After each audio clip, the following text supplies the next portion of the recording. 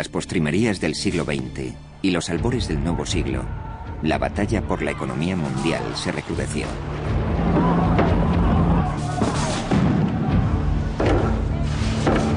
Algunos recelaron de la globalización y pusieron en duda sus bondades.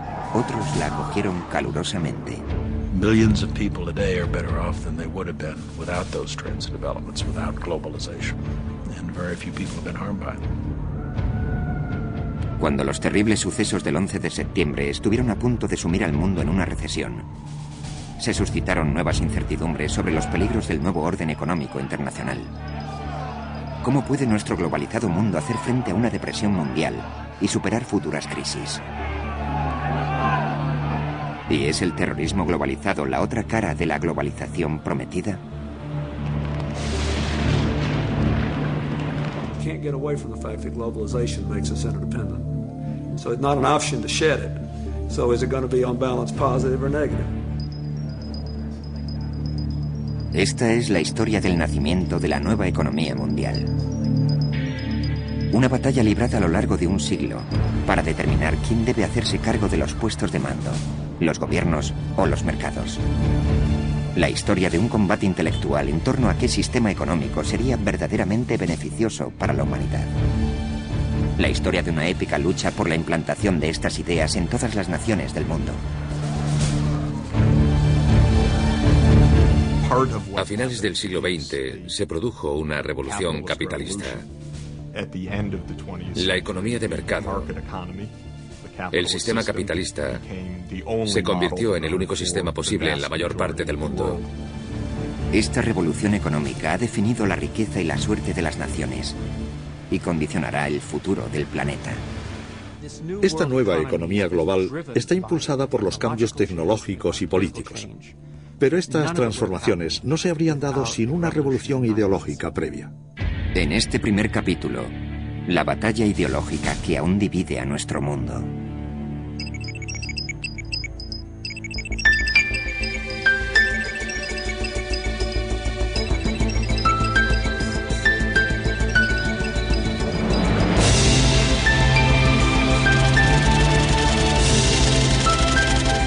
La batalla por la economía mundial. La batalla ideológica.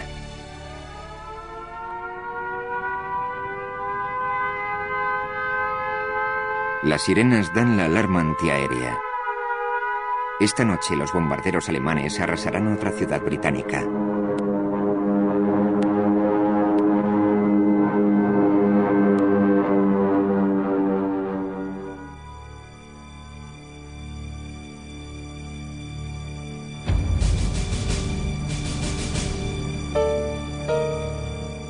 Durante los bombardeos de Londres de 1940 a 1941, los dos economistas más prominentes de su tiempo estuvieron destinados a la vigilancia antiaérea sobre los tejados del King's College. Un caballero inglés y un exiliado austriaco, amigos personales, rivales intelectuales.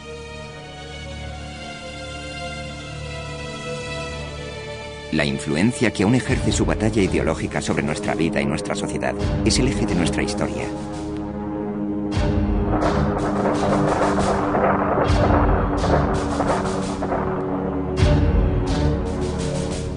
John Maynard Keynes colaboró con los gobiernos aliados en la planificación de sus economías de guerra. Friedrich von Hayek opinaba que el intervencionismo estatal constituía una amenaza para la libertad. La controversia en torno a las fuerzas de mercado, sobre si la economía debe regirse por los precios o por la planificación estatal, ha marcado las batallas económicas del último siglo. Las tesis de John Maynard Keynes han dominado la economía occidental durante décadas. Keynes opinaba que la economía de mercado llegaría a cometer excesos y que cuando tropezase con dificultades los mecanismos del mercado no funcionarían. Por tanto, el gobierno debía intervenir. Hayek juzgaba el mercado capaz de autorregularse. Cuando Hayek era ya muy anciano, sus ideas comenzaron a prevalecer y el mundo empezó a cambiar.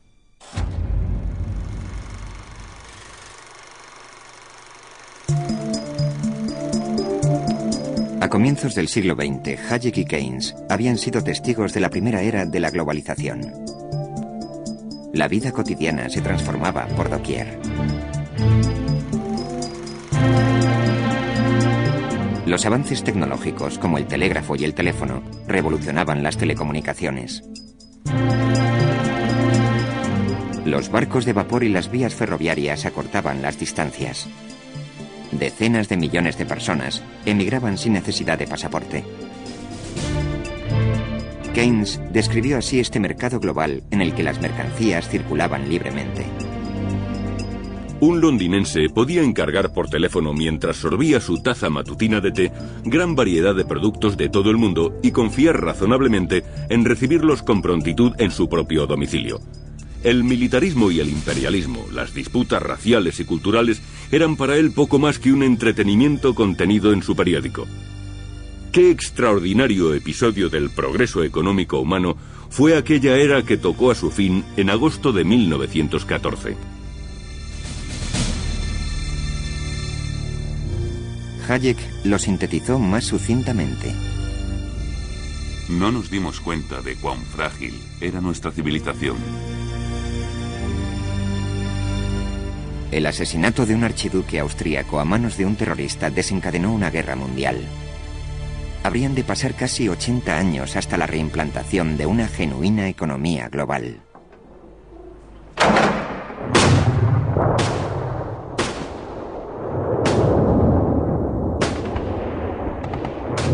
La Primera Guerra Mundial cegó 20 millones de vidas.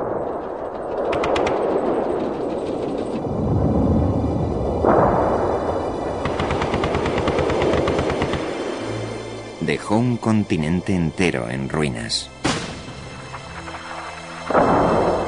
Se produjeron sangrientas matanzas entre la belleza de los Alpes italianos, donde combatían los ejércitos austríaco e italiano. Friedrich von Hayek sirvió en artillería austríaca. Tenía tan solo 17 años, aún un colegial. El combate fue atroz. Experimentó la retirada y la derrota. La influencia auténticamente decisiva fue la Primera Guerra Mundial. Me hizo reparar en los problemas de la organización política. Hizo voto de trabajar por un mundo mejor. La Primera Guerra Mundial fue un cataclismo. La gente estaba desilusionada. La gente estaba resentida. Buscaba algo mejor. El socialismo, el comunismo, aparentemente prometían un mundo mejor.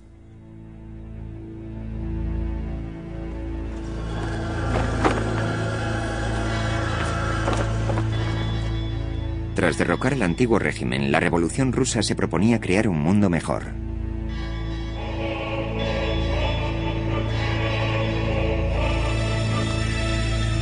Influenciados por las teorías económicas de Karl Marx, los bolcheviques propugnaban la destrucción del capitalismo. Lenin, el líder de la revolución, instó a los proletarios de todo el mundo a unirse en contra de la economía globalizada. La revolución contemplaba como crímenes el comercio y la propiedad privada. Lenin se comprometió a abolir la explotación del hombre por el hombre.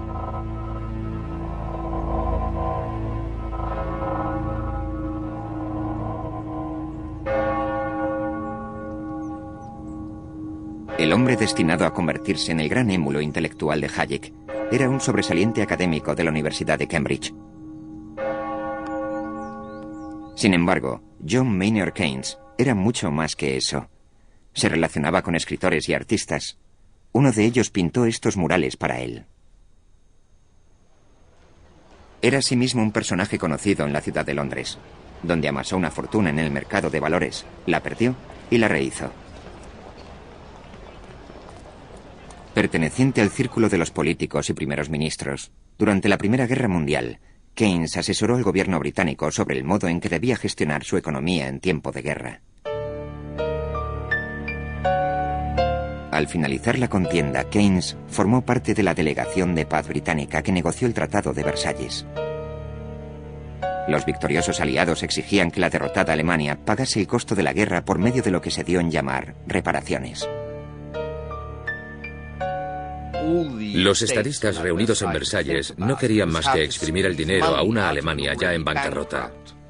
En Alemania, Keynes juzgaba las reparaciones desproporcionadas con lo que una economía podía realmente soportar y pensaba que tendrían unas consecuencias nefastas en lo económico, lo político y lo social. Airado y asqueado, Keynes dimitió.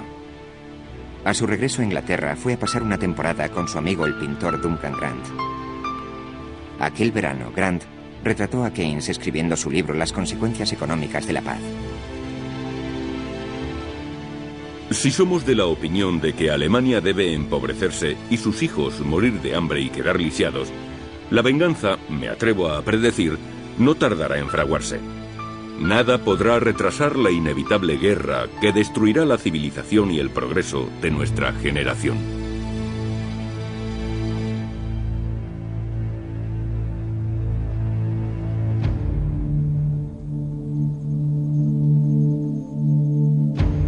Austria había perdido la guerra y su imperio. Viena era una ciudad gélida y hambrienta. La revolución se respiraba en el ambiente.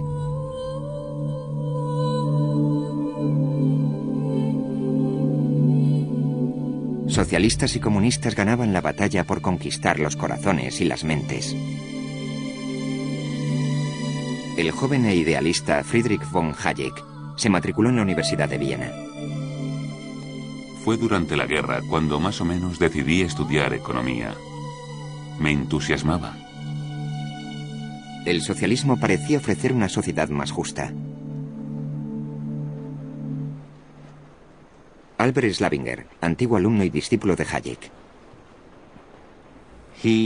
Reconocía sin tapujos haber sido socialista moderado durante una época. Pensaba que la preocupación por los pobres, la justicia y la igualdad podían contribuir a configurar la política del gobierno. Gran parte de la vida intelectual vienesa se desarrollaba ajena a la universidad, en los cafés de la Ringstrasse. Se celebraban seminarios informales para los amantes del debate y la controversia.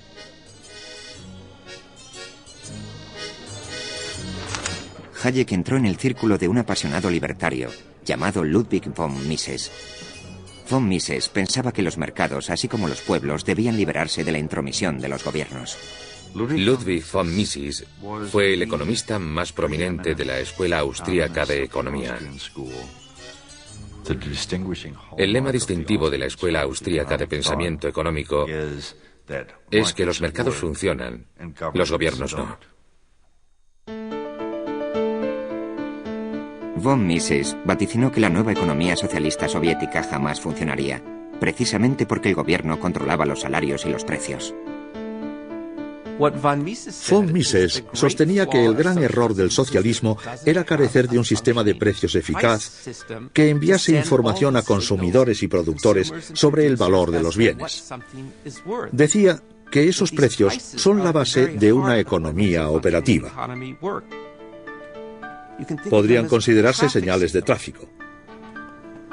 Si no dispones de ellas, lo único que consigues es un sistema inoperante, caótico.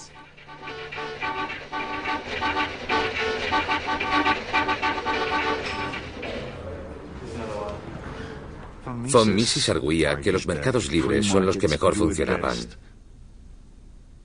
Así que, ¿para qué intentar otras cosas?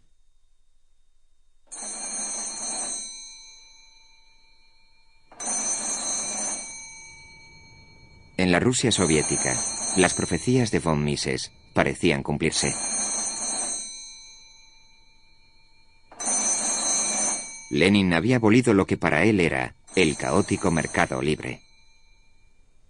El Estado controlaba la economía, fijaba salarios y precios. Pero el gran experimento marxista pasaba por dificultades. Lenin tenía entre manos un desastre económico. La Rusia soviética era un país sombrío, asolado por el frío, la hambruna y la muerte. Lenin sabía que era precisa una política distinta, por lo que instituyó la que se dio en llamar Nueva Política Económica. Lenin autoriza a los granjeros a vender sus propios productos y tierras. Permite la creación de pequeñas empresas, lo que origina un renacimiento económico. Pues bien, sus camaradas más izquierdistas lo atacaron con saña por traicionar los principios bolcheviques y marxistas. Lenin, por aquella época, ya había sufrido un ataque y no gozaba de buena salud. Y pese a ello, subió a la tribuna casi por última vez en su vida. Y era el Lenin de siempre. Aún era vitriólico, era sarcástico. Dijo de sus críticos que eran imbéciles, estúpidos, porque el Estado, el gobierno, los bolcheviques todavía controlaban el conjunto de la economía. El acero, los ferrocarriles, el carbón, la industria pesada, lo que él llamaba los puestos de mando de la economía.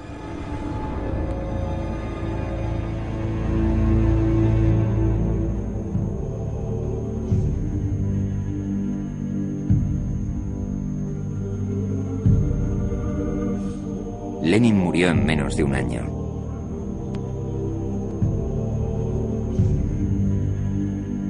Los dolientes que asistieron a los funerales de Lenin creían que la historia militaba en su bando y que en menos de 3 décadas, no solo Rusia, sino toda la Europa del Este y China, más de 1/3 de la humanidad, viviría conforme a los principios económicos del marxismo-leninismo.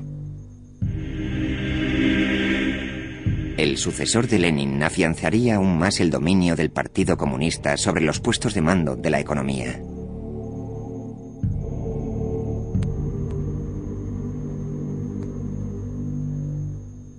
Joseph Stalin introdujo la planificación central.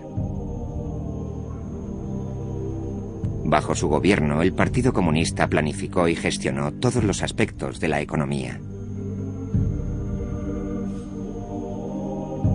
Mientras que el comunismo parecía escalar posiciones, el capitalismo aguardaba el cumplimiento de su sentencia.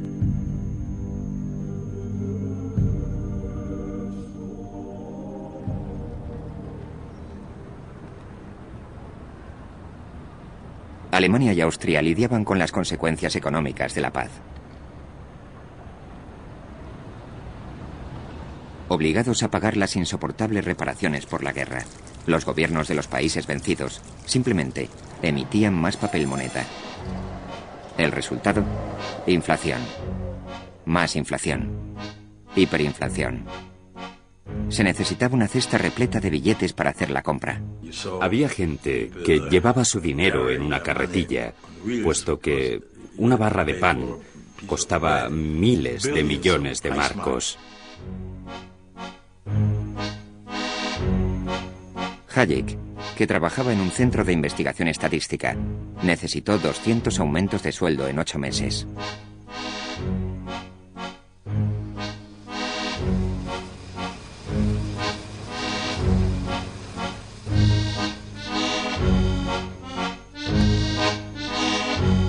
El dinero era más barato que el papel pintado.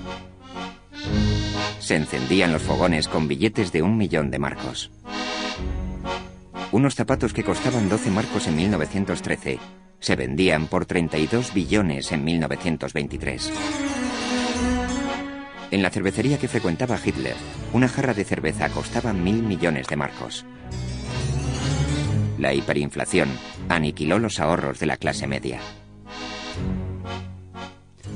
Y esa fue una de las causas del triunfo de los nazis, de Hitler. Obtuvieron el apoyo de esta gente que había perdido un dineral. Hayek siempre consideró la inflación un mal que corroía la sociedad y socavaba la democracia. La lucha contra la inflación se convirtió en la piedra angular de su pensamiento económico.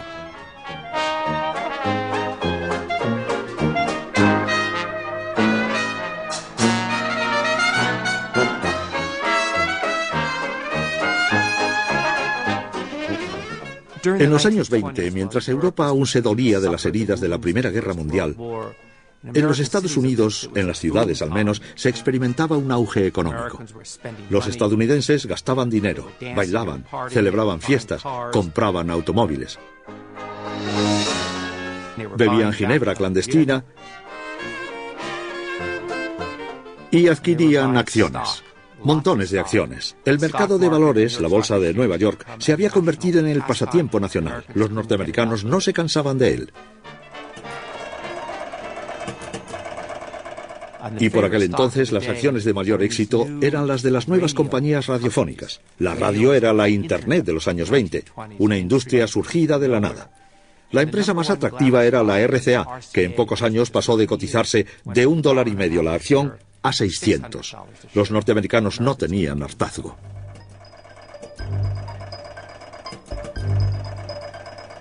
Se trataba del clásico mercado burbuja. Entonces el Jueves Negro. El 24 de octubre de 1929, la burbuja estalló. Los precios bajaron vertiginosamente. La caída en picado fue imparable.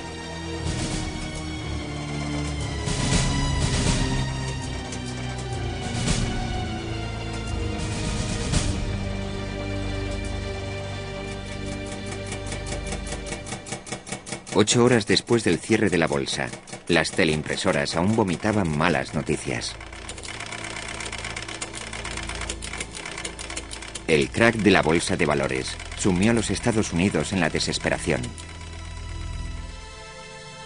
Durante los años 30, se produjo en los Estados Unidos un auténtico y absoluto colapso.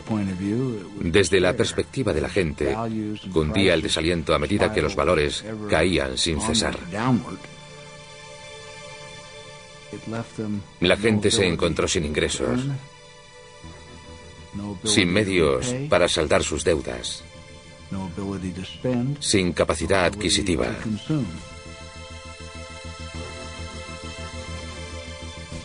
Todo se derrumbó.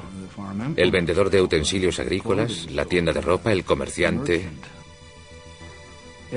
Todo se desplomó. Y por supuesto, los bancos fueron detrás. El pánico se apoderó de la gente. Se apresuró a retirar los ahorros ganados con el sudor de su frente. Un pánico bancario conlleva colas por todo el vestíbulo que llegan a la calle y dan la vuelta a la manzana. Gente esperando día y noche para ver si podían retirar su dinero. Los millones de personas que no pudieron retirarlo, lo perdieron todo. A partir de la crisis del 29, alrededor de la mitad de los bancos estadounidenses cerró. El gobierno no fue capaz de contener el desplome de la bolsa. De hecho, empeoró la situación. Private construction virtually ceases. Mills and factories shut down. Railroads come to a virtual standstill. Millions of Americans, men, women, and children, wait in the cold, on bread lines, in soup kitchens. 3 million Americans are ex-wage earners, unemployed, and the ranks of the unemployed are to soar to 15 million.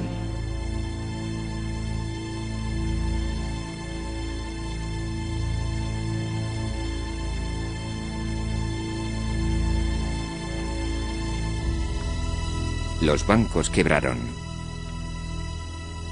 La industria se bloqueó. Millones de personas quedaron desempleadas.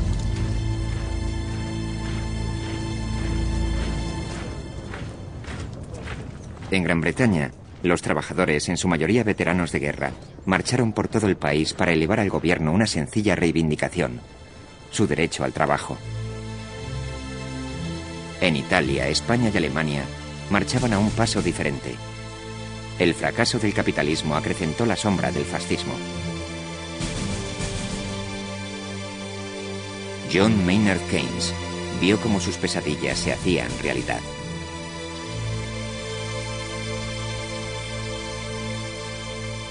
En Cambridge, Keynes trataba de salvar al capitalismo de sí mismo por medio de un estudio sobre las causas de la Gran Depresión y cómo remediarla.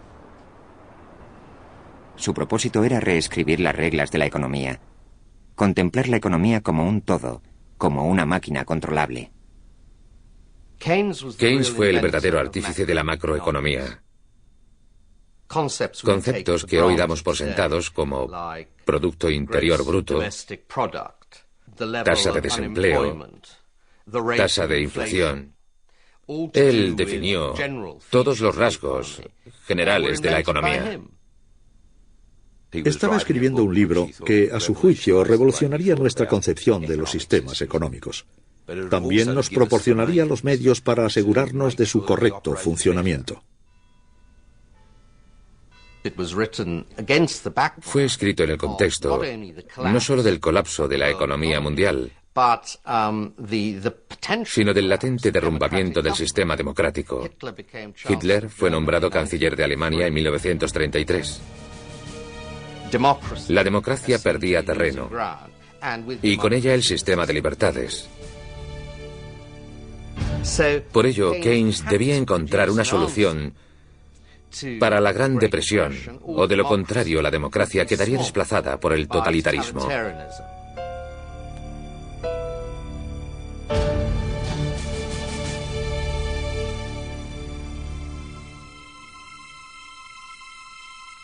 El recién elegido presidente Franklin Delano Roosevelt se enfrentaba a un desastre económico. Su esposa, Eleanor, describía el día de la toma de posesión como muy solemne y un poco aterrador. This great nation will endure as it has endured, will revive and will prosper.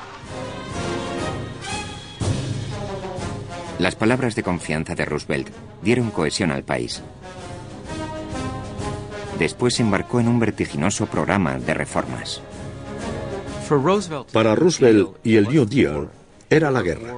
Estaban en guerra contra la Gran Depresión y contraatacaron emprendiendo una actividad frenética con programas para aliviar la situación de los parados, de los hambrientos. Proyectos para la creación de empleo. Se crearon embalses, carreteras y parques nacionales. Paralelamente, instituyó un plan regulador del capitalismo como no se había visto antes, con el fin de proteger a la gente de la temeridad del mercado sin trabas.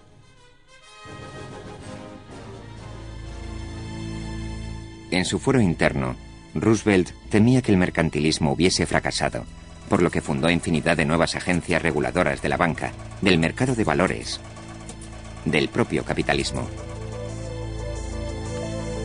Se construyó un nuevo cuartel general para el celebrado órgano rector del gobierno, la Comisión Interestatal para el Comercio, que puso freno a las fuerzas de mercado y controló al capital.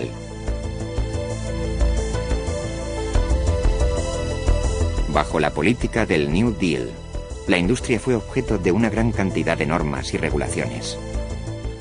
Las compañías aéreas son buen ejemplo de ello. Había quien montaba un negocio de este tipo muy competitivo e iba a la quiebra. Entraban nuevos inversores, también se arruinaban. Era muy inestable. Por lo que el New Deal intervino y dijo: vamos a estabilizar esta industria. Fijaremos los precios que podéis cobrar por los pasajes. Os marcaremos las rutas aéreas. Y con este sistema erradicaron estos círculos viciosos de auge y desplome de las aerolíneas. Y en cierto sentido, esto es lo que pretendían hacer en todos los campos de la economía norteamericana.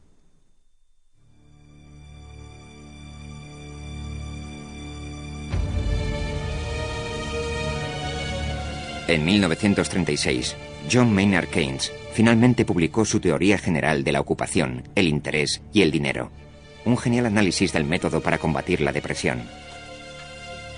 Demostrando a los gobiernos la plausibilidad del control de sus economías, Keynes se convirtió en el economista más influyente de su tiempo. La solución propuesta por Keynes para el desempleo consistía en que el gobierno debía invertir dinero en la restauración y el afianzamiento del pleno empleo.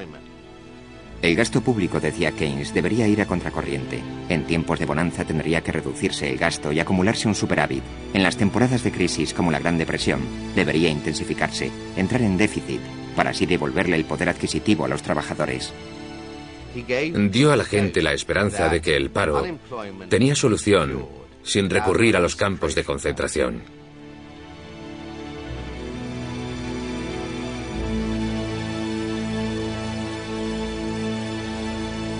La Universidad de Cambridge fue la cabeza de puente para el desembarco de Keynes en los Estados Unidos. John Kenneth Galbraith fue uno de los primeros apóstoles de Keynes en los Estados Unidos. He repetido muchas veces que pienso que tuve algo, quizá bastante, que ver con la travesía del Atlántico de Keynes. Al regresar, me encontré con que mucha gente había leído la teoría general, y aquello fue un soplo de ilusión y optimismo. En Washington, las ideas de Keynes convulsionarían la política económica. Los gobiernos debían aprender a aceptar una pequeña tasa de inflación para contener el desempleo. Resistir ante los financieros conservadores, pedir dinero prestado y contratar gente por todo el país, rescatándolos del paro.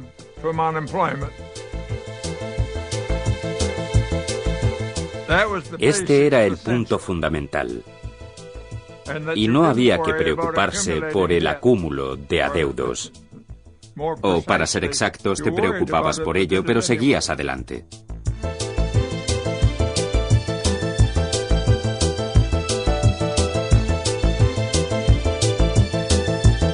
Las ideas de Keynes comenzaron a ganar terreno.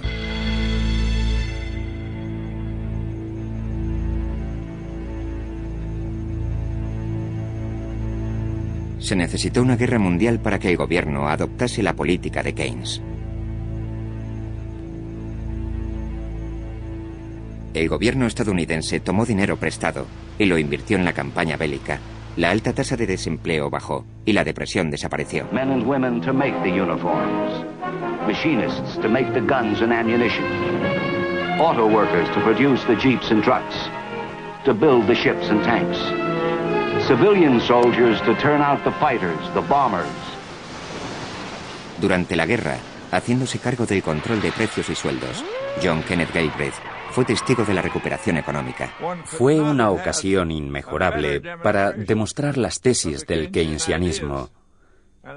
Y creo que es justo decir, como joven keynesianista de Washington, en contacto con otros keynesianistas, que todos lo vimos claramente por aquel entonces. En un programa de radio, Keynes expresó su esperanza de que lo que había funcionado durante la guerra funcionaría en tiempos de paz. Si la fabricación de armamento es un auténtico remedio contra el desempleo, se ha puesto en marcha un gran experimento. El bien puede originarse a partir del mal. Quizá aprendamos un par de trucos que resultarán útiles el día en que llegue la paz.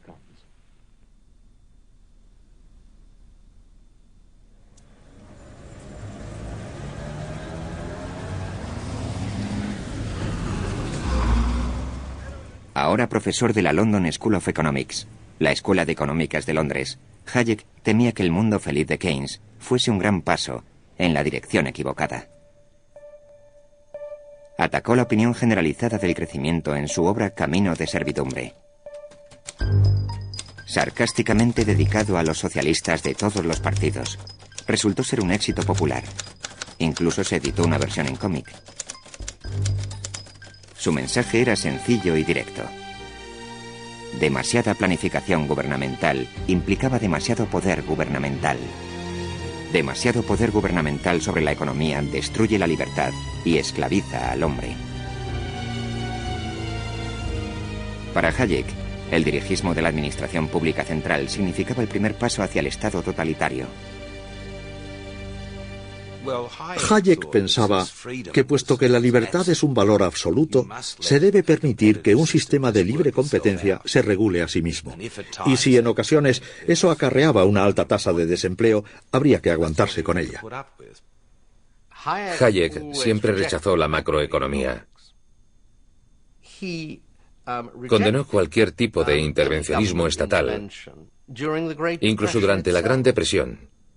Mientras que Keynes era partidario de esta, decía a largo plazo estaremos muertos. Y a largo plazo, si permitimos que las cosas sigan así, sin remediarlas, tendremos muchos Hitlers, numerosas guerras y montones de Stalins. ¿Y quién tenía razón? La mayor parte de la gente habría estado de acuerdo con Keynes cuando escribió a Hayek. No deseamos que no haya planificación. Ni siquiera menos planificación. Más bien queremos más. En esta batalla ideológica, Hayek estaba en el bando de los vencidos. Tenía buena reputación como economista en 1944, cuando publiqué Camino de Servidumbre. Y fue considerado incluso en círculos académicos como la maliciosa campaña de un reaccionario para destruir unos elevados ideales.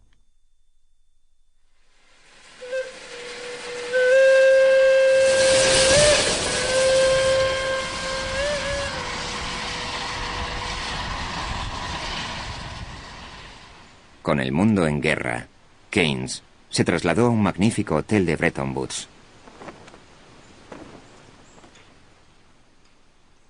En este lugar, delegados de todo el mundo se reunieron para organizar la economía de la posguerra.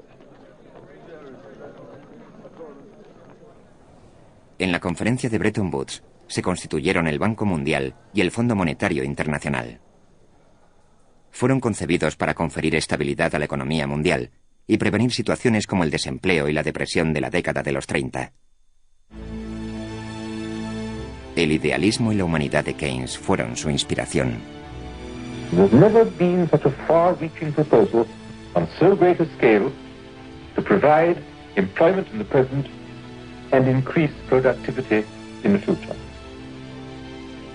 And I doubt if the world yet understands how big a thing we are bringing to birth. A Keynes no le quedaba mucho tiempo de vida. Enfermo y agotado por el trabajo, su salud se quebró. Sin embargo, su reputación e influencia le sobrevivieron. Cuando Keynes falleció, él y yo éramos los economistas más conocidos. Entonces ocurrieron dos cosas. Keynes murió y fue elevado a los altares. Y yo me desacredité con la publicación de Camino de Servidumbre. Y aquello alteró completamente la situación. Durante 30 años solo se contempló a Keynes, mientras que yo fui relegado al olvido paulatinamente.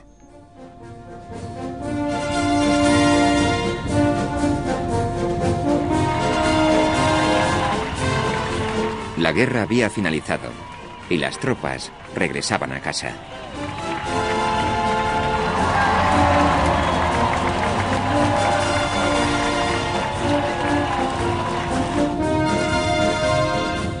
La última de las 3 cumbres celebradas por los aliados durante la guerra se celebró en un palacio del suburbio berlinés de Potsdam. Truman, Churchill y Stalin se reunieron para confeccionar un plan de paz y volver a trazar el mapa europeo. Sus diversos sistemas económicos ofrecían caminos alternativos hacia la prosperidad. No obstante, la sombra de la Gran Depresión era alargada. No cabe duda de que al finalizar la Segunda Guerra Mundial, se había perdido enormemente la fe en la economía de mercado. Existía un sentimiento de reticencia en todo el mundo. No queremos seguir ese camino, queremos ir por un camino mejor.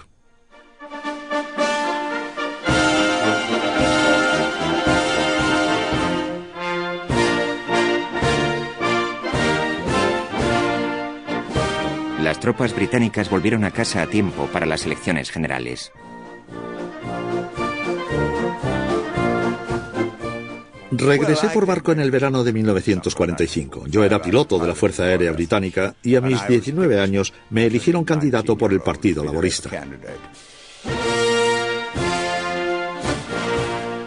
Todos aquellos soldados decían, nunca más, no volveremos al paro, a la Gran Depresión, al fascismo, al rearme. Queremos construir una nueva sociedad.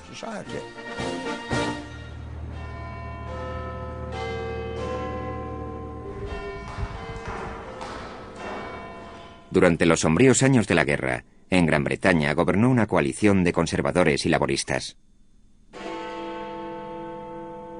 Winston Churchill, el gran caudillo en tiempos de guerra y presidente del Partido Conservador, esperaba una fácil victoria. Por donde quiera que fuese, grandes masas aclamaban al héroe nacional. Encabezando la campaña contra Churchill estaba Clement Attlee, líder del Partido Laborista. Attlee arguía que Gran Bretaña había planificado la guerra y ahora la planificación ganaría la paz.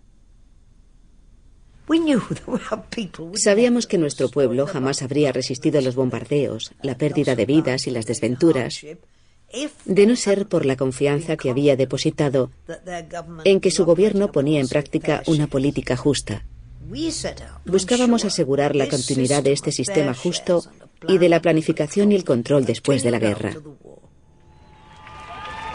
Churchill, influenciado por la obra de Hayek, Camino de servidumbre, se oponía al dirigismo y el control.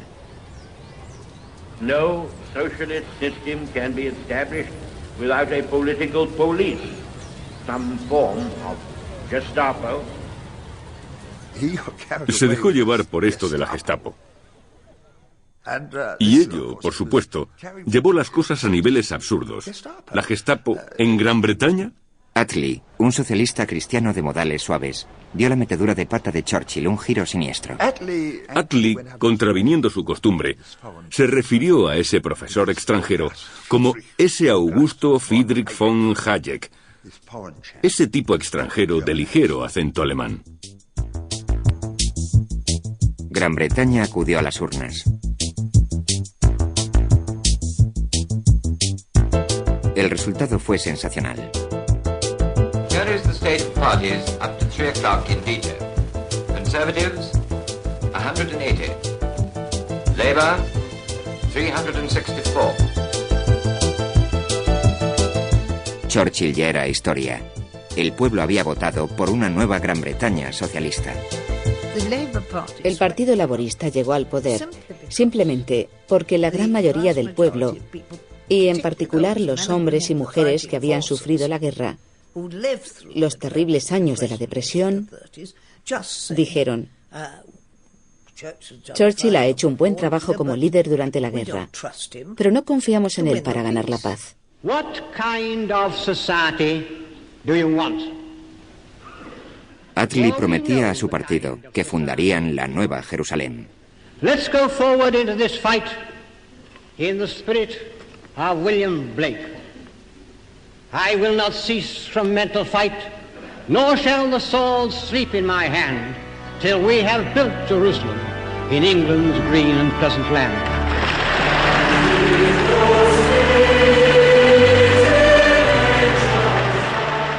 El poema La Nueva Jerusalén, de William Blake, se convirtió en el himno del movimiento laborista. El pueblo que había padecido una guerra lo consideraba justicia natural. ¿Por qué no compartir tus recursos? De este modo destruimos la concepción de la propiedad privada como algo sagrado. Cuando el laborismo se alzó con el poder, los capitalistas fueron obligados a vender sus negocios.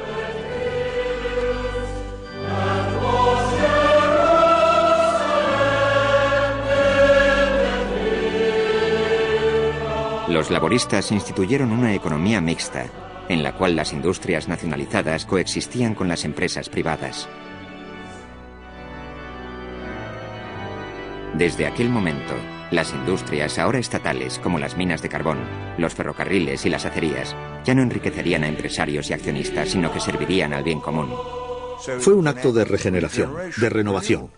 Aquello significaba esperanza, y fue la esperanza lo que nos proporcionó el estado de bienestar, la seguridad social, el pleno empleo, los derechos sindicales, lo que reconstruyó el país desde sus cimientos.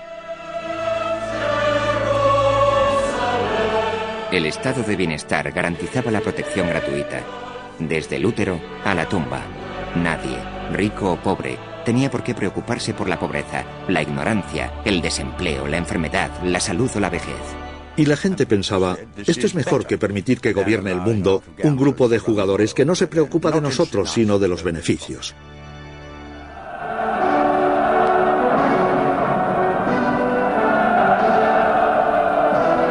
Al finalizar la guerra, Rusia era un coloso militar e industrial. Mediante el Ejército Rojo y la Policía Secreta, Stalin impuso su sistema económico en media Europa. La economía dirigida de Lenin y Stalin había derrotado al fascismo. El socialismo científico parecía estar en alza. El socialismo avanzaba. El capitalismo y el mercado libre se batían en retirada. Alrededor de un tercio de la humanidad adoptó el socialismo. En algunos casos mediante la revolución, en otros por la brutal imposición del Ejército Rojo. El mundo estaba dividido. Había estallado la Guerra Fría.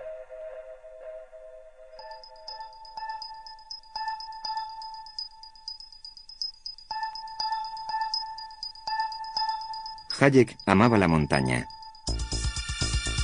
Afirmaba que en ella se respiraba libertad. No obstante, consideraba que los ideales socialistas y el dirigismo económico atentaban contra la libertad. Por ello organizó un congreso en un antiguo hotel situado en la cima del Mont Pelerin, el Monte Peregrino. En 1947, Hayek hizo realidad un gran sueño, consistente en convocar una asamblea de 36 miembros, principalmente economistas, algunos historiadores y un grupo de periodistas. Un puñado de los que él consideraba supervivientes, buenas personas, capaces intelectuales, gente que comprendía la economía de mercado y el panorama general de la época.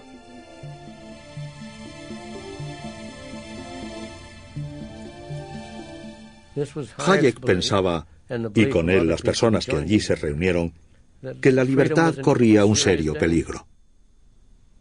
Uno de los delegados era un joven economista de Chicago, Milton Friedman.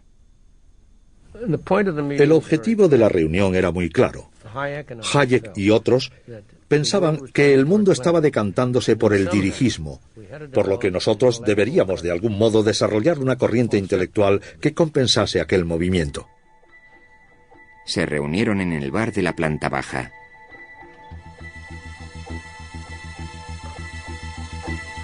La sala y sus muebles no han cambiado mucho.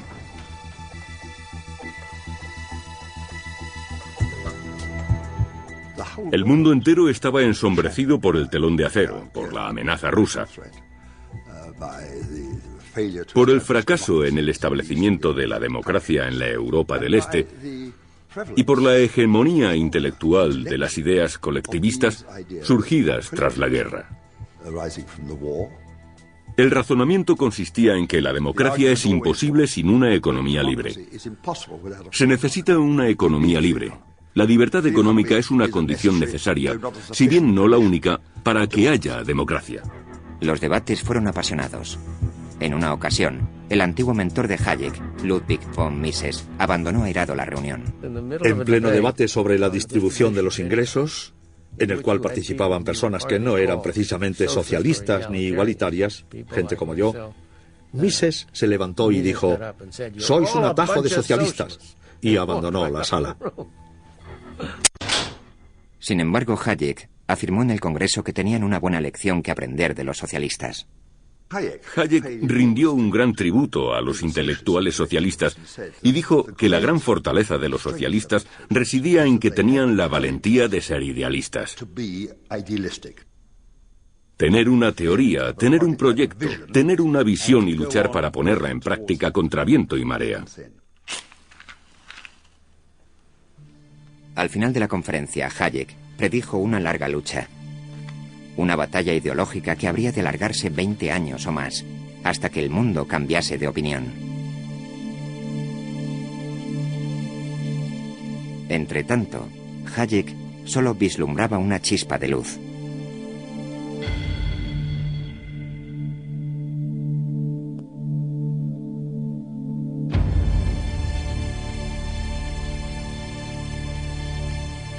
La guerra había dejado a Alemania en ruinas. Su economía se había desintegrado. Los mercados estaban hundidos, las tiendas vacías. Los rusos ya habían ocupado Alemania Oriental y estaban esperando a que el resto cayese en sus manos.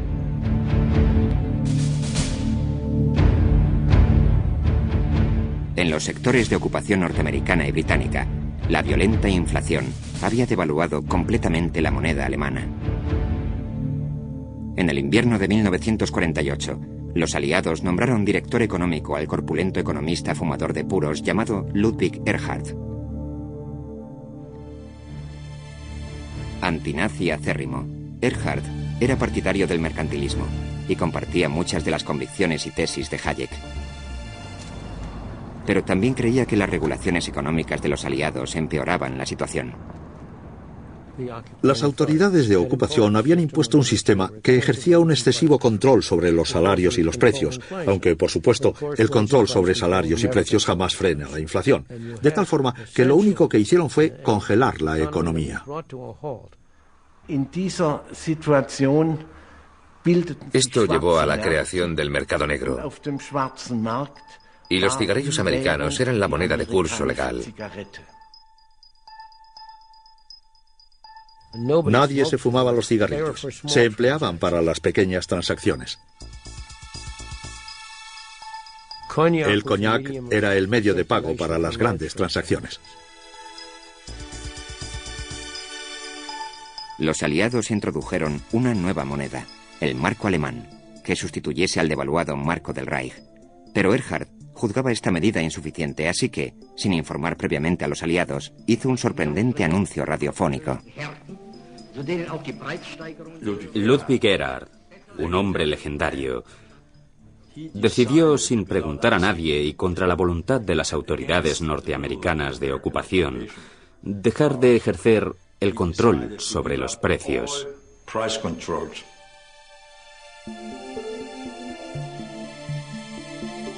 Al día siguiente, el general Lucius Clay, responsable de la Alemania ocupada, exigió una explicación a Erhard. Clay dijo, ¿qué ha hecho? Ha alterado el control sobre los precios de los aliados. Erhard contestó, general, no lo he alterado, lo he abolido.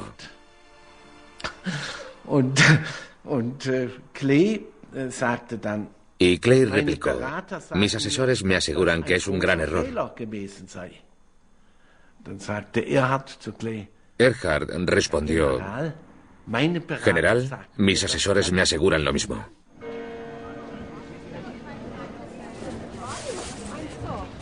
De la noche a la mañana desapareció el mercado negro.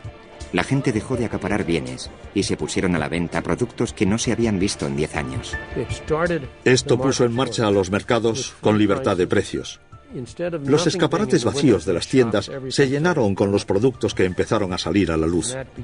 Y así se originó el milagro económico alemán. La economía social de mercado alemana aunaba el mercado libre y un sólido estado de bienestar. En pocos años, la economía social de mercado alemana superó a la economía británica más dirigida. Sin embargo, por entonces nadie quería inspirarse en el modelo alemán. La mayor parte de los estados preferían planificar sus economías.